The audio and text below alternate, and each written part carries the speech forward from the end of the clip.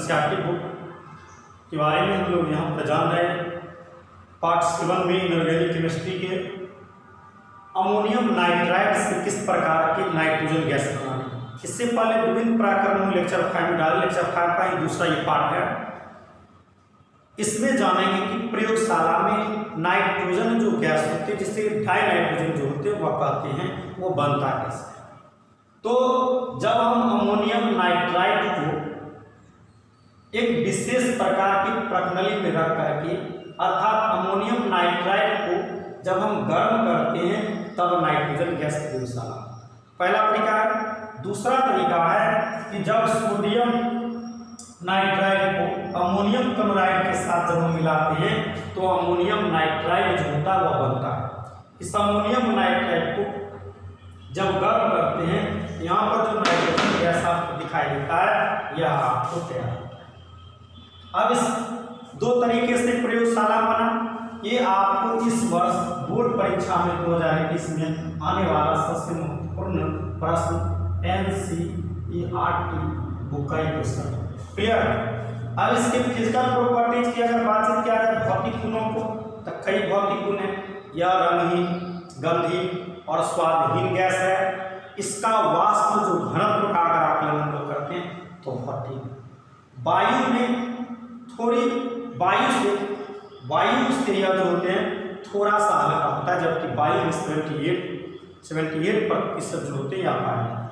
यह 7702 केल्विन पर द्रवित तथा 63 केल्विन पर जो होते हैं वह जम करके हार्डनेस है। यह ना तो जलता है, नाइट्रोजन जो गैस है इसके उपयोग के बारे में जानते हैं। तो कई विभिन्न प्रकार के जो एलिमेंट होते हैं या कंपाउंड होते हैं उसके साथ डाइनाइट्रोजन संयोग करके नए नए योग बनाते हैं।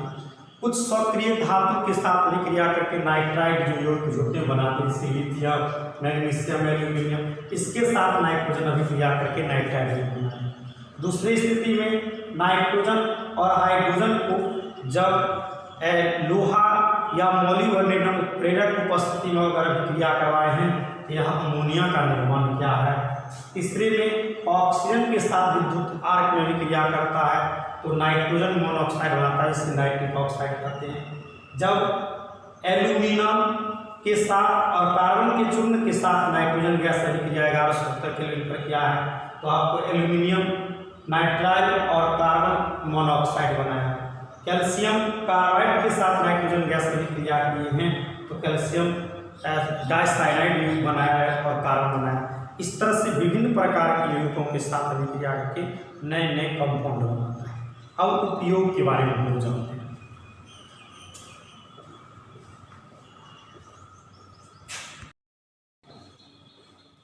अब हम लोग नाइट्रोजन के उपयोग के बारे में जान रहे हैं कि नाइट्रोजन का उपयोग कई कार्य होते हैं।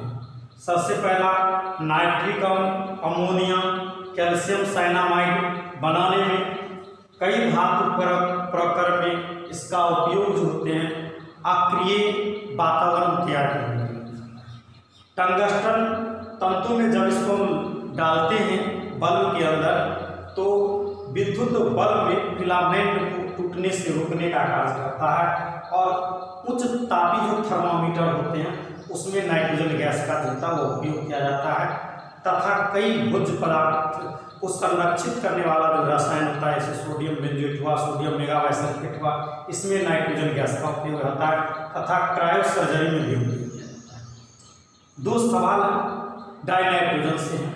सबसे पहला सवाल है सोडियम एजाइड के तापीय अपघटन करेंगे तो क्या तैयार होगा, तो नाइट्रोजन गैस तैयार होगी।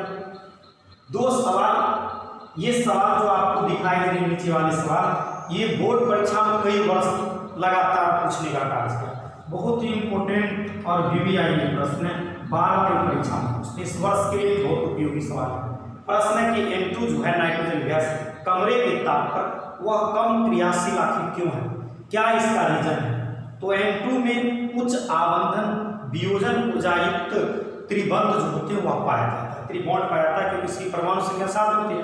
तो बाह्यतम कक्ष में 5 इलेक्ट्रॉन होते हैं और अस्थायी बनने के लिए चाहिए तो 3 इलेक्ट्रॉन का कॉम्बिनेशन करता है, इसीलिए इसके त्रिबंध आबंध पाया जाता है, जिसके कारण कमरे के ताप पर जो होते हैं वह कम क्रियाशीलता का भी प्रदर्शन करता है। बहुत बहुत धन्यवाद। इसको शेयर, लाइक और कमेंट करें और अपने कॉपी में इसको लगातार उतारते चलें।